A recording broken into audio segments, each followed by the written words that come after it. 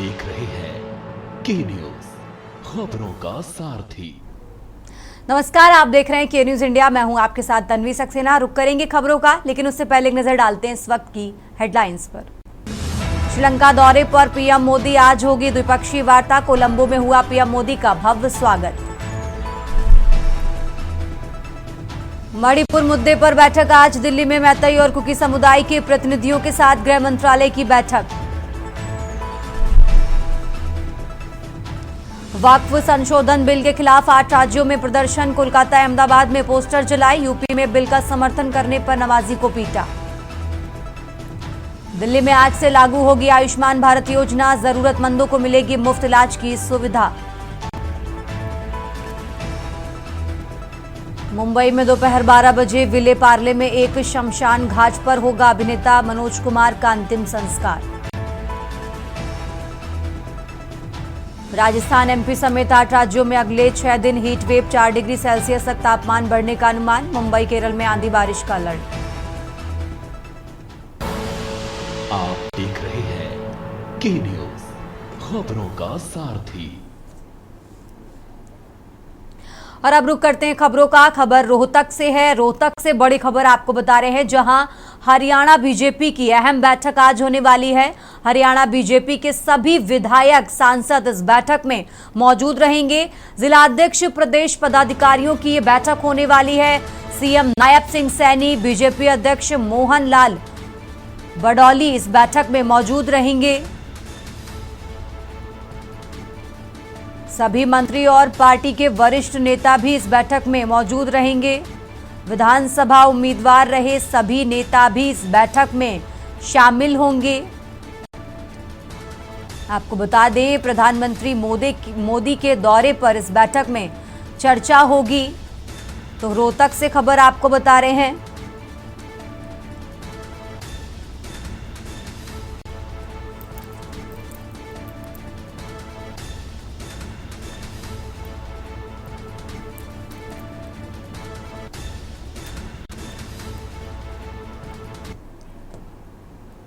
खबरों में आगे बढ़ते हैं, बात कर रहे हैं मंदसौर की। मंदसौर से खबर आपको बता रहे हैं, जहां जग्गा खेड़ी गांव की शराब दुकान में तोड़फोड़ की गई है। शहर में दुकान बंद है। गांव की दुकान पर भीड़ उमड़ी। ग्रामीणों ने दुकान में घुसकर हंगामा मचाया है। शहर में दुकान बंद, गांव की दुकान पर भीड़ उमड़ी। ग्रामीणों ने दुकान में घुसकर हंगामा मचाया। शराब को लेकर सड़क पर उतरे ग्रामीण। गाड़ियों में तोड़फोड़ की। शराब की भीड़ से परेशान ग्रामीणों ने विरोध जताया। फिलहाल सूचना पर पहुंची पुलिस ने हालात पर काबू पाया। पुलिस ने भीड़ हटाकर मार्ग से जाम खुलवाया।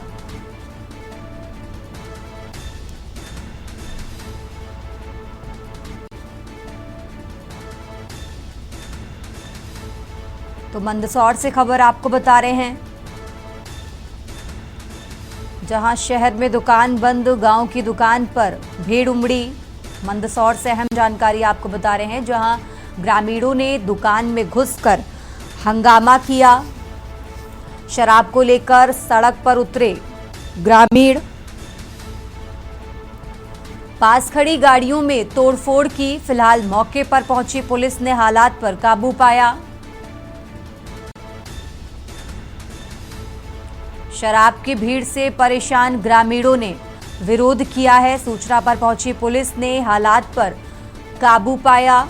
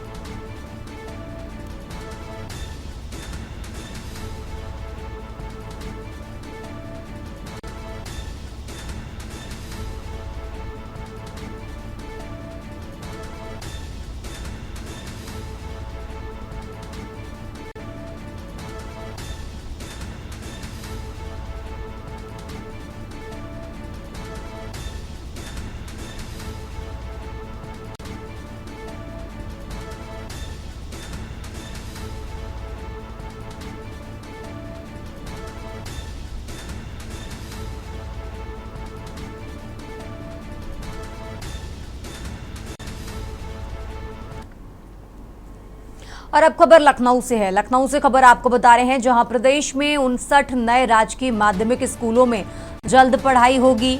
नए स्कूलों में से 58 राजकीय इंटर कॉलेज व एक हाई स्कूल।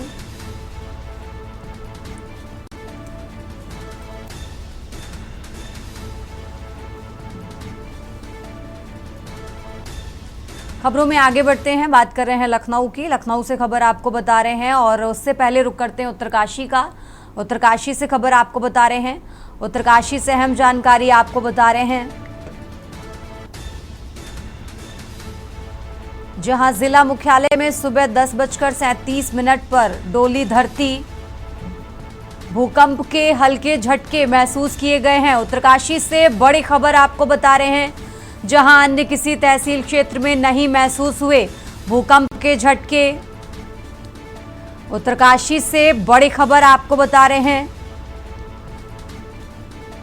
जहां जिला मुख्यालय में सुबह 10:37 पर भूकंप के झटके महसूस किए गए हैं।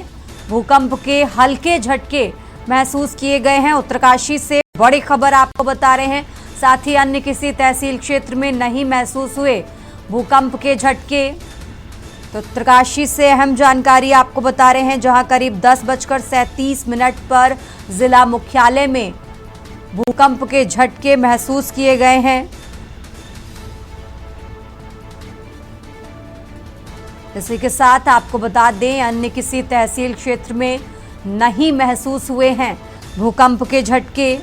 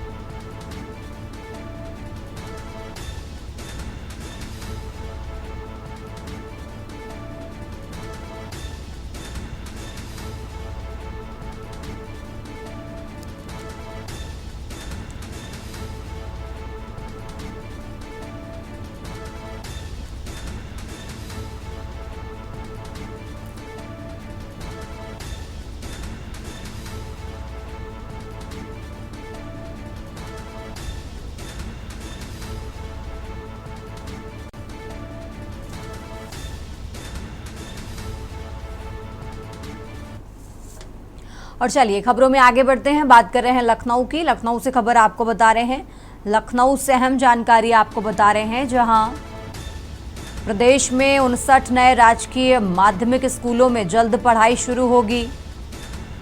नए स्कूलों में से 58 राजकीय इंटर कॉलेज व एक हाई स्कूल। कक्षा 9 में प्रवेश के लिए जल्द प्रक्रिया की शुरुआत की जाएगी। आपको बता दें, प्रत्येक स्कूल में 100 सीटों पर दाखिले होंगे, यानी कुल 5900 विद्यार्थियों को अवसर मिलेगा। स्कूलों का निर्माण कार्य पूरा हो गया है। संचालन व शिक्षक भर्ती के लिए अधियाचन भेजा गया है। तो लखनऊ से खबर आपको बता रहे हैं, राजधानी लखनऊ से अहम जानकारी आपको बता रहे हैं, जहां स्कूलों का निर्माण कार्य पूरा हो चुका है। संचालन व शिक्षक भर्ती के लिए अधियाचन भेजा गया है। प्रदेश में 59 नए राजकीय माध्यमिक स्कूलों में जल्द पढ़ाई होगी। लखनऊ से खबर आपको बता रहे हैं, नए स्कूलों में से 58 राजकीय इंटर कॉलेज व एक हाई स्कूल है।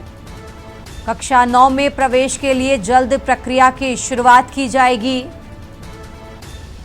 तो प्रत्येक स्कूल में 100 सीटों पर दाखिले होंगे, यानी कुल मिलाकर 5900 विद्यार्थियों को अवसर मिलेगा। राजधानी लखनऊ से खबर आपको बता रहे हैं, स्कूलों का निर्माण कार्य पूरा हो गया है। संचालन व शिक्षक भर्ती के लिए अभियाचन भेजा गया है।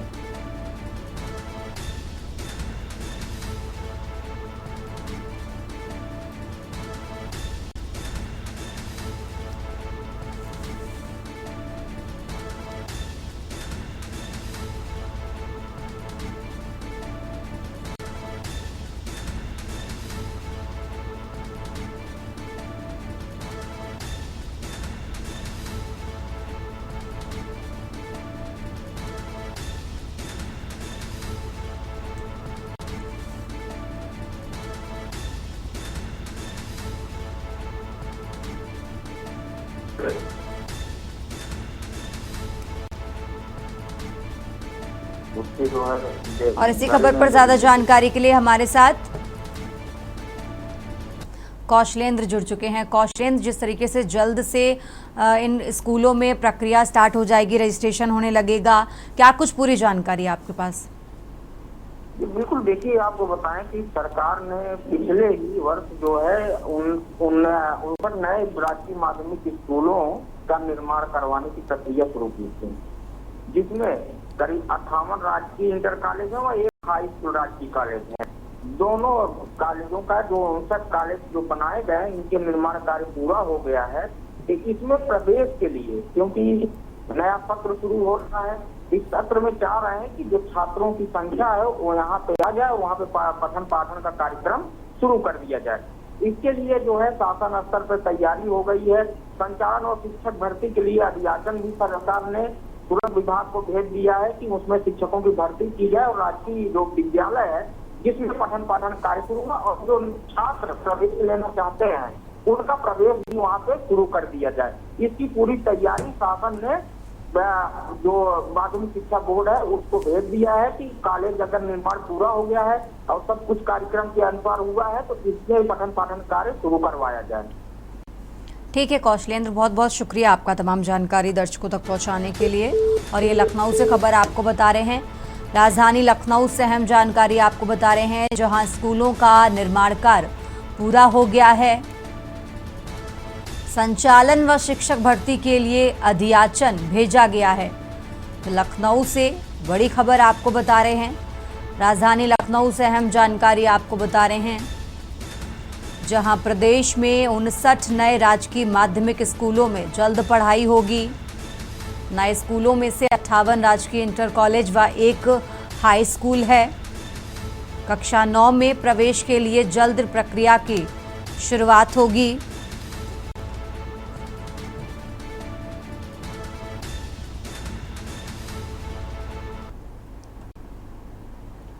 खबरों में आगे बढ़ते हैं, अब खबर फर्रुखाबाद से है। फर्रुखाबाद से खबर आपको बता रहे हैं, जहां घर में लगी भीषण आग, लाखों की क्षति। भोलेपुर ओवरब्रिज के पास स्थित घर में आग लगी है। घर से भागकर परिजनों ने अपनी जान बचाई है। शॉर्ट सर्किट से आग लगने का दावा किया जा रहा है। घटना के बाद ही लोगों ने शुरू किए आग बुझाने के प्रयास। सूचना पर पहुंची 2 दमकल गाड़ियां और घंटों की कड़ी मशक्कत के बाद आग पर काबू पाया गया है।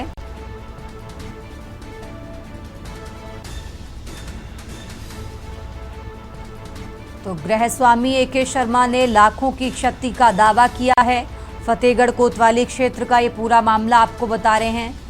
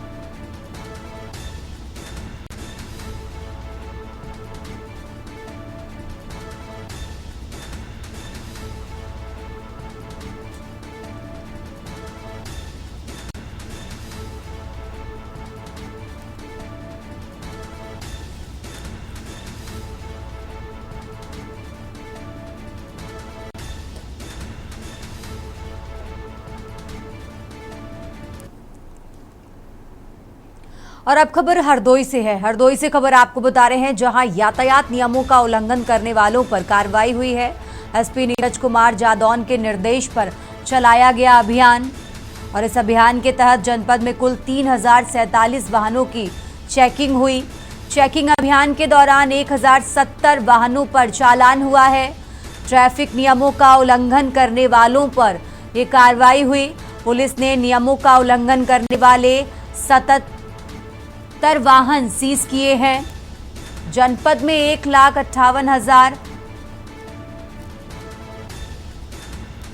रुपए का शमन शुल्क जारी किया गया है।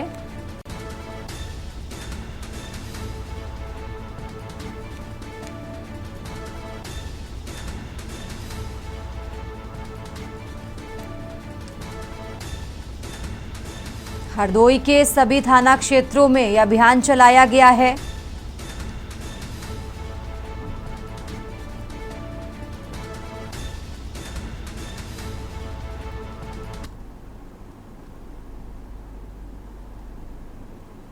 और अब बात कर रहे हैं नोएडा की। नोएडा से खबर आपको बता रहे हैं, जहां टेढ़ी खीर साबित हो रही सेक्टर 63 की आग।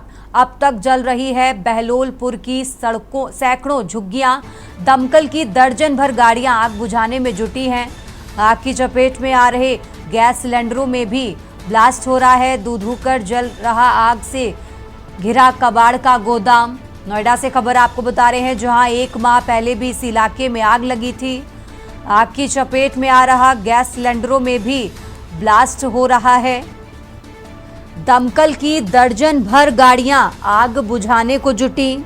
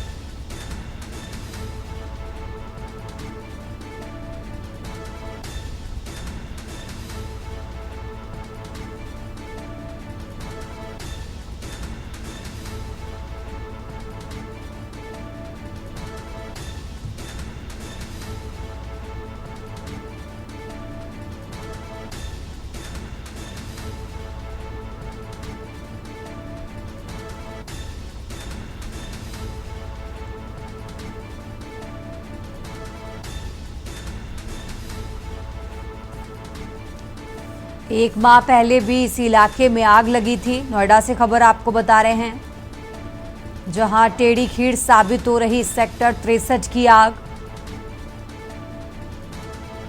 अब तक जल रही बहलोलपुर की सैकड़ों झुग्गियां, दमकल की दर्जन भर गाड़ियां आग बुझाने में जुटी। नोएडा से खबर है, नोएडा से अहम जानकारी आपको बता रहे हैं। खबरों में आगे बढ़ते हैं। नोएडा से एक और खबर आपको बता रहे हैं, जहां पति ने पत्नी के सिर पर हथौड़ा मारकर हत्या की है। अवैध संबंधों के शक में पति ने पत्नी को मौत दी। हत्या की सूचना के बाद मौके पर पहुंची पुलिस। नोएडा से खबर आपको बता रहे हैं,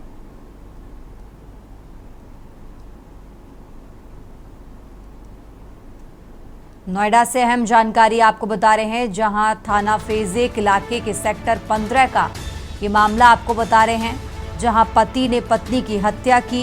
अवैध संबंधों के शक में पति ने पत्नी को मौत दी। हत्या की सूचना के बाद मौके पर पहुंची पुलिस। नोएडा से खबर आपको बता रहे हैं, जहां थाना फेज 1 इलाके के सेक्टर 15 का ये मामला है।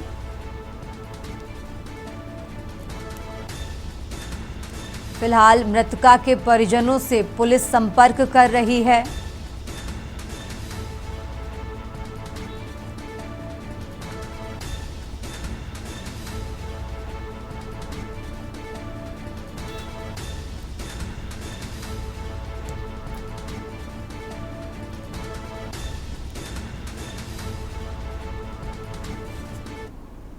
अप्रैल 2025 को कंट्रोल 112 द्वारा सूचना मिली कि सेक्टर 15 में एक महिला की हत्या कर दी गई है। इस सूचना पर तत्काल पुलिस मौके पहुंची। मैं और अधिकारी भी मौके पर गए। मौके पे जो C-154 मकान नंबर है, उसमें जाने पर पता चला कि नूरुल्लाह हैदर नामक व्यक्ति ने अपनी पत्नी आसमा की अवैध संबंधों के शक में हत्या कर दी गई है। इस संबंध में थाना फेज 1 में मुकदमा पंजीकृत किया गया है। अभियुक्त को हिरासत में लिया गया है। शव का पंचायतनामा भरकर आवश्यक विधिक कार्रवाई की जा रही है। किसी तरह की कोई कानून व्यवस्था संबंधी समस्या नहीं है, विधिक कार्रवाई की जा रही है।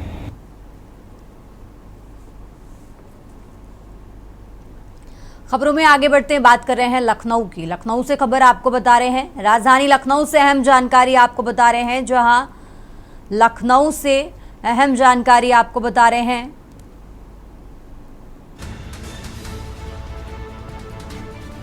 बीजेपी प्रदेश अध्यक्ष भूपेंद्र सिंह चौधरी आज प्रेस कॉन्फ्रेंस करेंगे।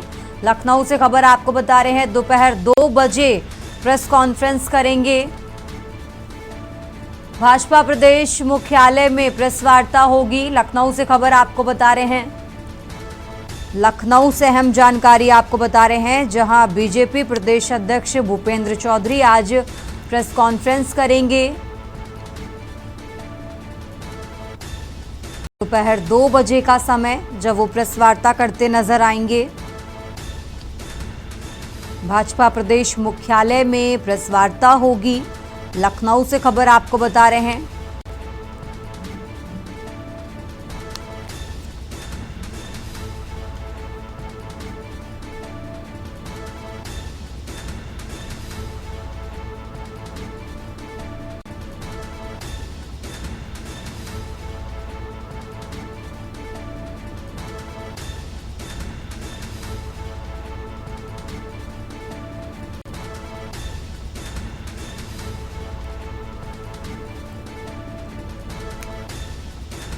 और इसी खबर पर ज्यादा जानकारी के लिए हमारे साथ कौशलेंद्र जुड़ गए हैं। कौशलेंद्र, आज बीजेपी प्रदेश अध्यक्ष प्रेस कॉन्फ्रेंस करने वाले हैं, कौन से बड़े मुद्दों को लेकर आज वो बातचीत करेंगे?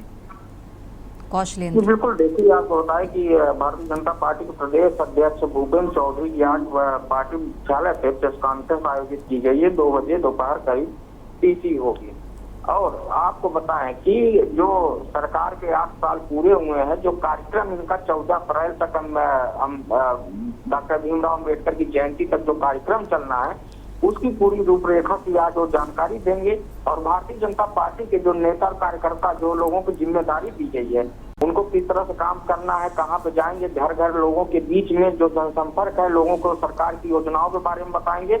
और भारतीय जनता पार्टी की जो नीति है और जो अभी वक्फ संशोधन बिल आया, उसको लेके क्या तैयारी है, कैसे जो अल्पसंख्यकों के बीच में जाके वो इस बात को समझाएंगे कि जो ये बिल आया है, संशोधन बिल, इसमें जो गरीब तबके के मुसलमान है, जिसपे सरकार ये कहती है कि ये वक्त संशोधन बिल जो है गरीब मुसलमानों को हित के लिए, तो कैसे हित में है, उसकी जानकारी अल्पसंख्यकों के बीच में जाके भारतीय जनता पार्टी देगी।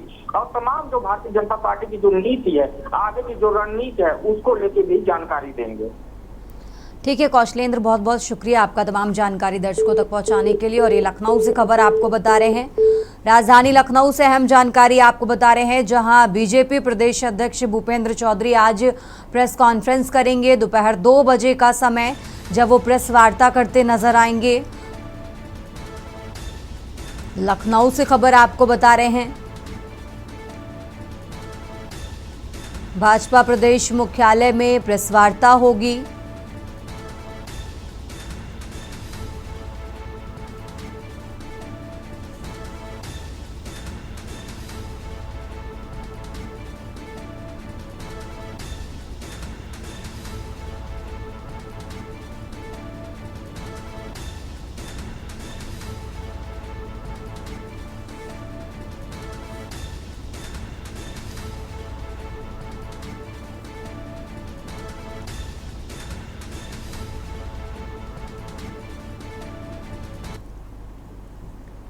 खबरों में आगे बढ़ते हैं। खबर लखनऊ से है, जहां रामपुर व सिद्धार्थनगर में नए बीएसए की तैनाती। शासन ने रामपुर व सिद्धार्थनगर में नए बीएसए की तैनाती की है। डाइट मुरादाबाद की प्रवक्ता कल्पना देवी रामपुर बीएसए बनी है। इसी के साथ डाइट वाराणसी के प्रवक्ता शैलेश कुमार सिद्धार्थनगर बीएसए बने हैं। तो यह अहम जानकारी आपको बता रहे हैं। लखनऊ से खबर आपको बता रहे हैं, जहां रामपुर व सिद्धार्थनगर में नए बीएसए की तैनाती की गई है। शासन ने रामपुर व सिद्धार्थनगर में नए बीएसए की तैनाती की। डाइट मुरादाबाद की प्रवक्ता कल्पना देवी रामपुर बीएसए बनी है और इसी के साथ डाइट वाराणसी के प्रवक्ता शैलेश कुमार सिद्धार्थनगर बीएसए बने हैं।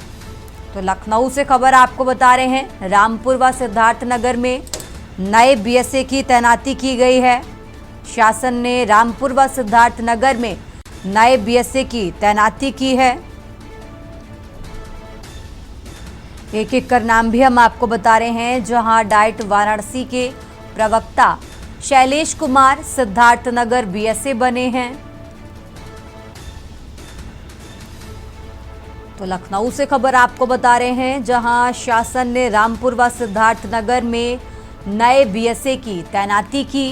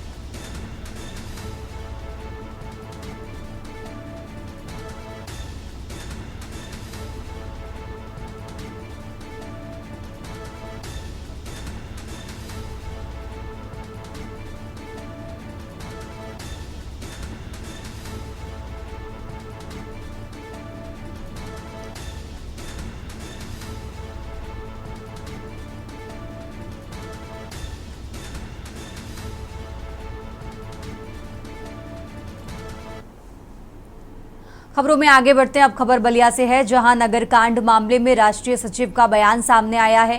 पूजा चौहान का शव जामुन के पेड़ से लटका मिला है। पूजा के दोनों हाथ पीछे बंधे थे। जांच में अनसुलझे सवाल हैं। घर में बेटी फांसी नहीं लगा सकती, अवलेश सिंह की तरफ से कहा गया है। बीजेपी दबाव में प्रशासन ने दी आत्महत्या की जानकारी। सीबीआई जांच की मांग, अवलेश सिंह का आरोप है।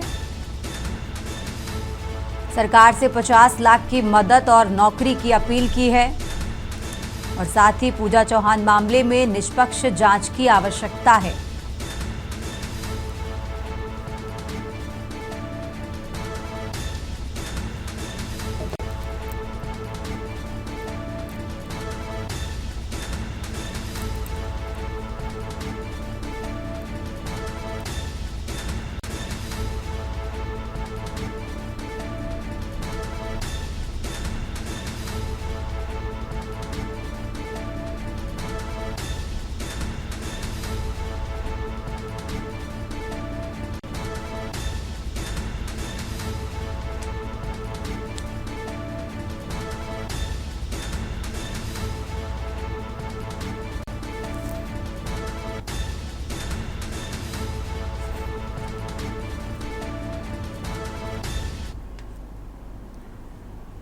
यहां रुकते एक छोटे से ब्रेक के लिए, फौरन हाजिर होते हैं।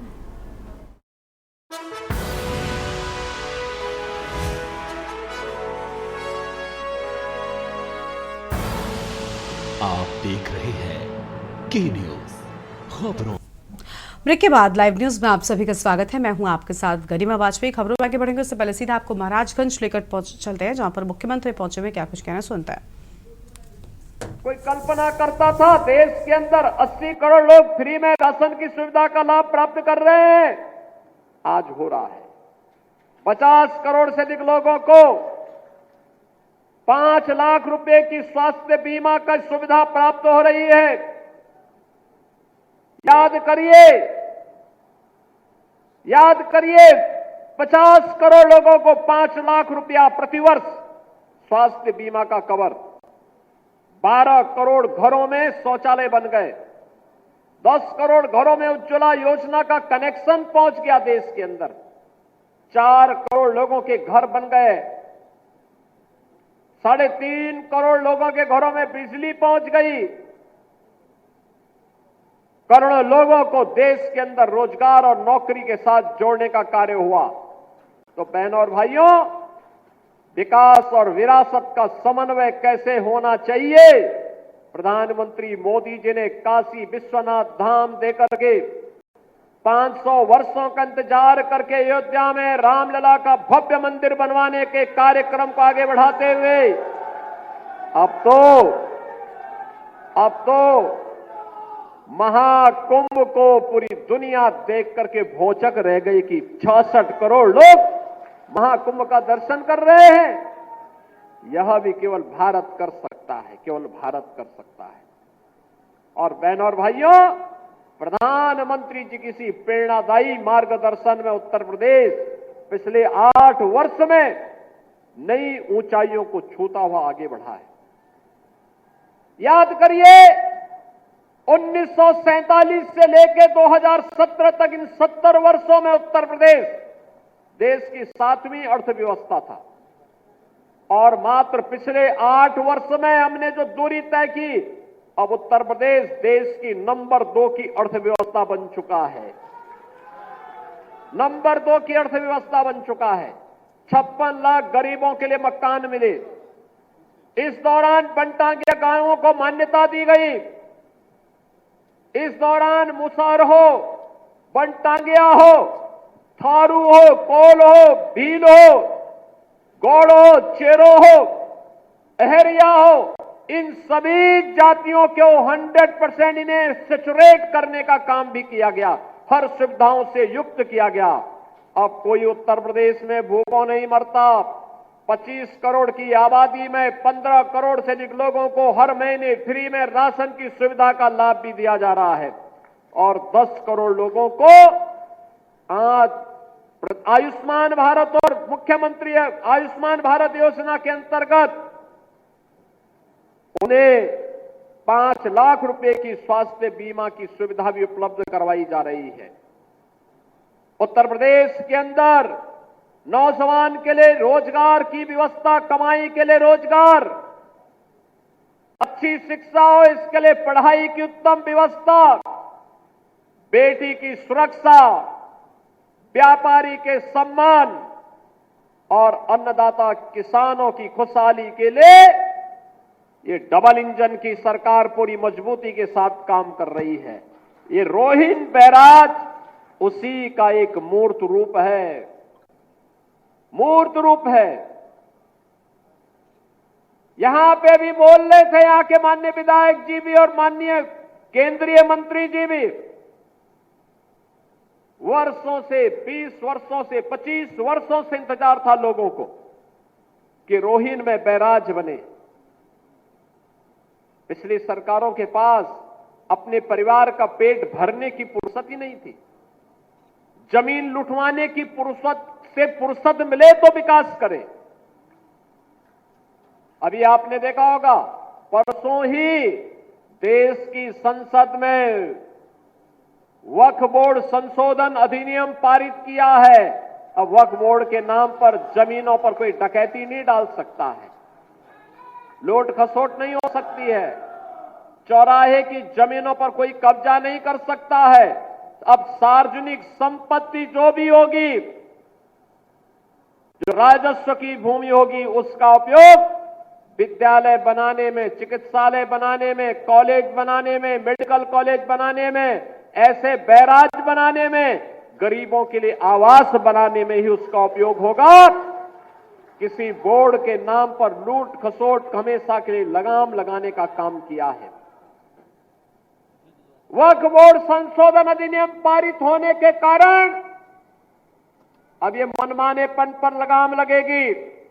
मैं इसके लिए प्रधानमंत्री मोदी जी का, गृह मंत्री अमित शाह जी का हृदय से आभार व्यक्त करता हूं, क्योंकि उत्तर प्रदेश में भी लाखों एकड़ लैंड वक्फ बोर्ड के नाम पर नाजायज तरीके से कब्जा करने का काम हुआ था। इसमें किसी गरीब का कल्याण नहीं हो रहा था, चंद लोगों के लिए लूट का एक माध्यम बन गया था।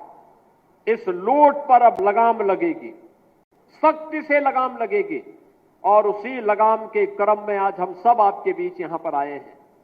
बहनों और भाइयों, आपने अच्छा विधायक दिया, पैरवी हुई। आपने अच्छा सांसद दिया, कार्य आगे बढ़ा। आज यहां पर रोहिन नदी का यह बैराज बन गया। 16,000 अन्नदाता किसान लाभान्वित होंगे। और मैं भी यहां के विधायक जी से कह रहा था, जिला प्रशासन से भी कह रहा था, इसके आसपास टूरी एक बहुत अच्छी वाटर बॉडी बनेगी। वाटर बॉडी बनने का मतलब अब यहां के माध्यम से आसानी से यहां पे रेस्टोरेंट बन करके लोग पर्यटन के लिए, नौकायन के लिए भी यहां आ सकते हैं। बहुत अच्छा एक कार्यक्रम यहां पे होगा। अनावश्यक बाढ़ से बचाव भी होगी, रेस्टोरेंट बनेंगे, नए रोजगार के सृजन हो सकते हैं, नौकायन का आनंद लिया जा सकता है। कोई घर में अतिथि आया, उसको घुमाने के लिए लेकर के आओ बॉर्डर क्षेत्र के इस पूरे क्षेत्र में। और नहीं तो हर बार होता था किसान तबाह होता था बरसात में, और जब उसको पानी की आवश्यकता होती थी तब पानी नहीं मिलता था। अब बरसात में बाढ़ से बचाव होगी, और जब पानी की आवश्यकता होगी तब रोहिन बैराज आपको यहां पर जल उपलब्ध करवाने का काम करेगा। मुझे याद है इसी महाराजगंज में महाव नाला के कारण सैकड़ों हेक्टेयर लैंड जलमग्न होती थी, गांव के गांव डूब जाते थे। कभी वन विभाग सहयोग नहीं करता था, कभी सिंचाई विभाग सहयोग नहीं करता था। जब मेरे पास ये मामला आया, मैंने दोनों विभागों को बिठाया। मैंने कहा भी देखो, सरकार का मतलब होता है कि ना शब्द नहीं होना चाहिए, और इसलिए इसका समाधान होना है। और आज उसका समाधान हो गया। अब इस सारे गांव जल प्लावन से बच गए हैं, वहां पर कोई अब कोई समस्या नहीं। बहनों और भाइयों, आज जो 650 करोड़ रुपए से अधिक की परियोजनाओं का लोकार्पण और शिलान्यास हो रहा है, इसमें सिंचाई विभाग की भी योजनाएं हैं, परियोजनाएं हैं, बाढ़ बचाव की भी परियोजनाएं हैं, सड़कों की भी परियोजनाएं हैं। याद करिए, महाराजगंज जनपद के अंदर 2017 के पहले कोई 4 लेन नहीं था, कोई 4 लेन महाराजगंज जिले में नहीं था। ये सीमावर्ती जनपद है, 4 लेन नहीं। अब तो 4 लेन की एक बाढ़ सी आ गई है। गोरखपुर नौतनवा मार्ग, गोरखपुर नौतनवा सुनौली मार्ग के 4 लेन के अंतिम चरणों में चल रहा है। फरेंदा से महाराजगंज का मार्ग ये 4 लेन की दिशा में आगे बढ़ रहा है। गोरखपुर से हम लोग जब आ रहे हैं, परतावल होते हुए महाराजगंज ठूठीबाड़ी, निचलौल ठूठीबाड़ी के लिए निकल रहे हैं, ये भी 4 लेन बनने की दिशा में आगे बढ़ रहा है। हर मार्ग, गांव का मार्ग जो पहले 3 मीटर भी नहीं होता था, हमने कहा 3 से काम नहीं चलेगा, विकास आगे बढ़ाना है तो इसको 7 मीटर कर दो, कम से कम 7 मीटर होना चाहिए। 7 मीटर के मार्ग को 10 मीटर के किए जा रहे हैं। बहनों और भाइयों, विकास का कोई विकल्प नहीं, और उसी विकास के विकल्प को आपको उपलब्ध करवाने के लिए, आपके जीवन को मंगलमय बनाने के लिए हम सब आगे बढ़े हैं। सिंचाई विभाग ने पिछले 8 वर्ष में अनेक कार्य किए। अर्जुन सहायक परियोजना ये बुंदेलखंड के अंदर बनी। मुझे याद है, जब तक सिंचाई की परियोजना नहीं थी, वहां के खेत का सालाना, अगर किसी को खेत किराए पे देना होता था, 5,000 रुपया नहीं मिलता था।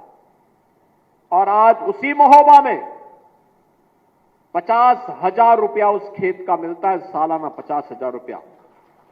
याद करिए, किसान को 50,000 की कमाई अगर हो जाए एक खेत में, बहनों और भाइयों, उसकी इनकम तो बढ़ेगी। अर्जुन सहायक परियोजना प्रधानमंत्री कृषि सिंचाई योजना के अंतर्गत पूर्ण हुई। हजारों हेक्टेयर लैंड को सिंचाई की सुविधा प्राप्त हुई। बाण सागर की परियोजना, ये बिंदु क्षेत्र में 2.5 लाख हेक्टेयर भूमि को सिंचाई की सुविधा दी है। ऐसे ही सरयू नहर राष्ट्रीय परियोजना, सरयू नहर राष्ट्रीय परियोजना बनी थी 1972 में, कभी पूर्ण नहीं हो पाई, क्योंकि अन्नदाता किसान पिछली सरकारों के एजेंडे में था ही नहीं, उनके एजेंडे में था ही नहीं, इसीलिए किसान आत्महत्या करता था। आज तो बहनों और भाइयों, अन्नदाता किसान के लिए ऋण माफी का कार्यक्रम भी है, प्रधानमंत्री कृषि सिंचाई की योजना भी है, प्रधानमंत्री किसान बीमा की योजना भी है, और प्रधानमंत्री किसान सम्मान निधि की योजना भी है। और आज उसकी सरयू नहर राष्ट्रीय परियोजना को हमने 2021 में प्रधानमंत्री मोदी जी के कर कमलों से लोकार्पण करवाया। याद करिए, 1972 में योजना बनी थी और उसको पूरा होने में लगे 49 वर्ष, और वह भी तब जब भारतीय जनता पार्टी की सरकार उत्तर प्रदेश में अंदर आई है। बहनों और भाइयों, आज योजना पूरी हुई। 14 लाख हेक्टेयर भूमि को सिंचाई की सुविधा उपलब्ध करा रही है सरयू नहर राष्ट्रीय परियोजना। पिछले 8 वर्ष में 23 लाख हेक्टेयर भूमि को सिंचाई की सुविधा दी गई।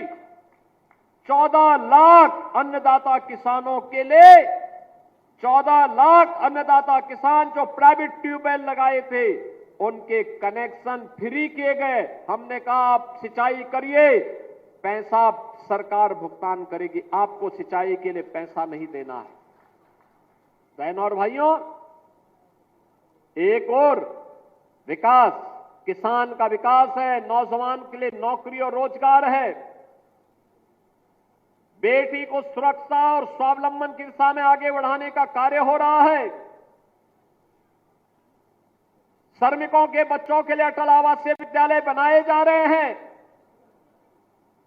आज यहां पर मुख्यमंत्री कंपोजिट विद्यालय भी बनाया जा रहा है। इंटीग्रेटेड कैंपस होगा, प्री प्राइमरी से लेकर के यानी नर्सरी से लेकर के सीनियर सेकेंडरी लेवल तक 12वीं तक एक ही कैंपस में एक विद्यालय हमने महाराजगंज के लिए स्वीकृत किया है। केवलापुर में पहला विद्यालय बन रहा है और फिर इसको अगले चरण में हर विधानसभा क्षेत्र में बनाएंगे। इसके बाद हर विकास खंड में बनाएंगे। मैं अभी से कहूंगा सभी जनप्रतिनिधिगण और प्रशासन भी हर एक विधानसभा क्षेत्र में 15-15 एकड़ जमीन आरक्षित करके रखिए। अच्छा विद्यालय देंगे आपको, बहुत अच्छा विद्यालय देने जा रहे हैं, जिससे हमारे बच्चे अच्छी पढ़ाई करके जाएंगे। बहनों और भाइयों, पिछली सरकारें तो एक जनपद एक माफिया पालती थी। हमने उनके माफिया का स्थान अब 1 डिस्ट्रिक्ट 1 मेडिकल कॉलेज के लिए दे दिया। महाराजगंज में भी मेडिकल कॉलेज का शुभारंभ हो चुका है। मेडिकल कॉलेज का शुभारंभ हो चुका है। आज यहां पर हर एक क्षेत्र में नया कार्य प्रारंभ हुआ है। महाराजगंज अब पिछड़ा जिला नहीं है। उत्तर प्रदेश अब बीमारू राज्य भी नहीं है। अब यहां पर कोई ये नहीं कह सकता कि उसको शासन की योजना का लाभ नहीं मिल रहा है। अभी बहुत शीघ्र उत्तर प्रदेश जीरो पॉवर्टी के एक कार्यक्रम को आगे बढ़ा रहा है, जिसको अब तक शासन की किसी सुविधा का लाभ नहीं मिला है और अब किसी पात्रता की श्रेणी में आता है। बहनों और भाइयों, उसका सर्वे का काम अंतिम चरणों में चल रहा है और मैं आपको इस बात के लिए आश्वस्त करने के लिए आया हूं, अगले 3 वर्ष के अंदर उत्तर प्रदेश से गरीबी को हर हाल में पूरी तरह समाप्त करके एक समृद्ध राज्य के रूप में स्थापित हमें करना है। जीरो पॉवर्टी के लक्ष्य को प्राप्त करते हुए, जीरो पॉवर्टी के इस लक्ष्य को प्राप्त करते हुए उत्तर प्रदेश को देश की नंबर 1 की अर्थव्यवस्था के रूप में भी हम स्थापित करेंगे। उत्तर प्रदेश ने पिछले 8 वर्ष में जो कार्य किया है, आज सर्वाधिक एक्सप्रेसवे देश के अंदर उत्तर प्रदेश के पास, सर्वाधिक रेलवे नेटवर्क उत्तर प्रदेश के पास, सर्वाधिक मेट्रो उत्तर प्रदेश के पास, सर्वाधिक आबादी और सर्वाधिक युवा प्रतिभाशाली युवा उत्तर प्रदेश के पास, और उत्तर प्रदेश सबसे ज्यादा एमएसएमई बेस रखने वाला राज्य भी है, सबसे अधिक रोजगार देने वाला राज्य भी है और सबसे बड़ा आयोजन महाकुंभ के अवसर पर प्रयागराज में करने वाला राज्य भी बना है। ये वही उत्तर प्रदेश है। बहनों और भाइयों, ये वही उत्तर प्रदेश है जिस उत्तर प्रदेश में 2017 के पहले पर्व और त्योहार आते थे, लोगों के घरों में दिमाग में आशंका होने लगती थी कि पता नहीं अब क्या हो जाए, पता नहीं अब क्या हो जाए, पता नहीं अब क्या हो जाए, कौन व्यक्ति चपेटे में आ जाए, किस पर झूठे मुकदमे लिख दिए जाए। आपने 8 वर्ष में उत्तर प्रदेश में दंगा करते हुए नहीं देखे होंगे, और अगर किसी ने करने का दुस्साहस किया है तो बाप दादों की कमाई से भी उसको पूरी तरह वंचित होना पड़ा है। आज दंगा नहीं होता उत्तर प्रदेश में। आज तो पर्व और त्योहार शांतिपूर्ण तरीके से संपन्न होते हैं और इंसेफ्लाइटिस की बीमारी से भी लोगों को मुक्ति मिली है। पहले इंसेफ्लाइटिस की बीमारी से जुलाई से लेकर के नवंबर तक हर घर में आशंका होती थी, पता नहीं किसके घर में ये बीमारी आ जाए, कौन बच्चा इसकी चपेट में आ जाए। बहनों और भाइयों, ये डबल इंजन की सरकार की ताकत थी कि आज इंसेफ्लाइटिस पूरी तरह समाप्त हो चुकी है, पूरी तरह समाप्त हो चुकी है। अब बीमारी नहीं है, आज इंसेफ्लाइटिस को भी नियंत्रित किया गया है, डेंगू को नियंत्रित किया गया है, मलेरिया को कम किया गया है, कालाजार और चिकनगुनिया को भी कंट्रोल कर दिया गया है। अब ट्यूबरक्लोसिस के खिलाफ अभियान चल रहा है। मैं हर जनप्रतिनिधि से कहूंगा कि टीबी का कोई पेशेंट है, उसको चिन्हित करिए, पोषण पोटली दीजिए, उसके घर तक सरकार की सहायता पहुंचाइए। प्रधानमंत्री जी ने लक्ष्य रखा है 2025 के अंदर अंदर ट्यूबरक्लोसिस को पूरी तरह समाप्त करना है। महाराजगंज से आप सुन रहे थे मुख्यमंत्री योगी आदित्यनाथ को, जिनकी ओर से अहम बातें कही गई हैं। इस बुलेटिन में इतना ही। आप देखते रहिए न्यूज़ इंडिया। नमस्कार।